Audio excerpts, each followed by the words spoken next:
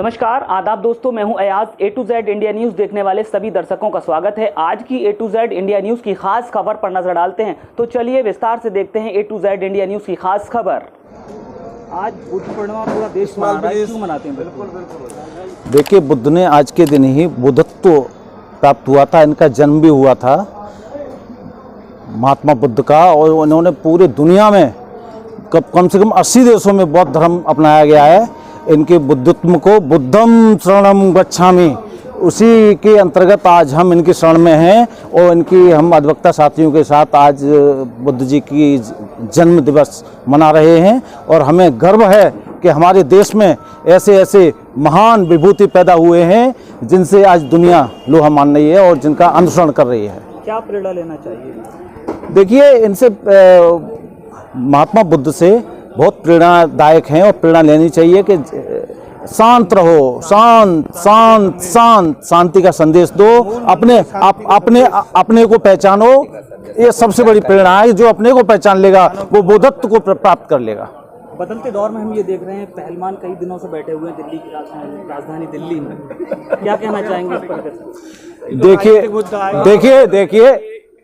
देखिए, ये पहलवानों ने हमारे देश के लिए गोल्ड मेडल दिलाए हैं। हमें उनकी पीड़ा पूरा देश सुन रहा है, पर ये दुर्भाग्य है देश का कि देश का प्रधानमंत्री उनकी पीड़ा नहीं सुन रहा। चाहूँगा, जिस तरह से देश की राजधानी दिल्ली में हम ये देख रहे हैं 10 दिन से लगातार धरना चल रहा है, देश को गोल्ड मेडल दिलाने वाले पहलवान कहीं ना कहीं धरने पर बैठे हुए हैं जी। ऐसे में किस तरफ जा रहा है देश?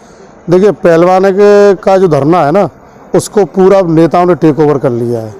जो मोदी विरोधी नेता हैं उन्होंने टेक ओवर कर लिया है। 2 दिन से ये चल रहा है कि जो पदकधारी हैं ये सारे पहलवान ये पदक तो लौटाने को तैयार हैं, लेकिन मेरा ये मानना है अगर आपके आत्मसम्मान को ठेस पहुंची है तो देश ने जो आपको सम्मान दिया पदकों के साथ, आपको प्राइज मनी दी है, आपको बढ़िया नौकरी दी है, तो ये भी लौटा लिए आप। तो ऐसे में तो सत्ता तो पूरे अभी बहुमत में है, तो कहीं देखिए सुप्रीम कोर्ट से ऊपर वो ये कहते हैं कि हम सुप्रीम कोर्ट को नहीं मानेंगे, हम खाप पंचायत को मानेंगे।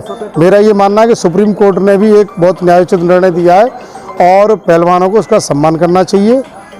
और पूरा ये राजनीतिक रंग है, इसमें किसी का कोई व्यक्तिगत लाभ नहीं है। एक ही परिवार के लोग हैं, बाकी और किसी को कोई मतलब नहीं। देख पा रहे हैं पूरा देश इस वक्त जो है पहलवानों के ऊपर नजर बनाए हुए है, और देश की राजधानी दिल्ली में देश को गोल्ड मेडल दिलाने वाले पहलवान कहीं ना कहीं राजधानी की जंतर मंतर पर धरने पर बैठे हैं। ऐसे में देश किस तरफ जा रहा है? देखिए, पूरा देश देख रहा है और देश का अधिकांश वर्ग पहलवानों के साथ है। भाई देखिए, सही क्या है और गलत क्या है ये तो आप निष्पक्ष जांच करेंगे तभी सामने आएगा। अगर पहलवान ने किसी पे आरोप लगाया है तो कम से कम प्रधानमंत्री उनकी बात तो पूछें, कम से कम 2 शब्द तो कहें। तो विपक्ष के लोग तो ये आरोप लगा रहे हैं, मतलब सत्ताधारी लोग ये आरोप लगा रहे हैं कि विपक्ष ने हाईजैक कर रखा है। गलत, बिल्कुल एब्सोल्युटली रॉन्ग।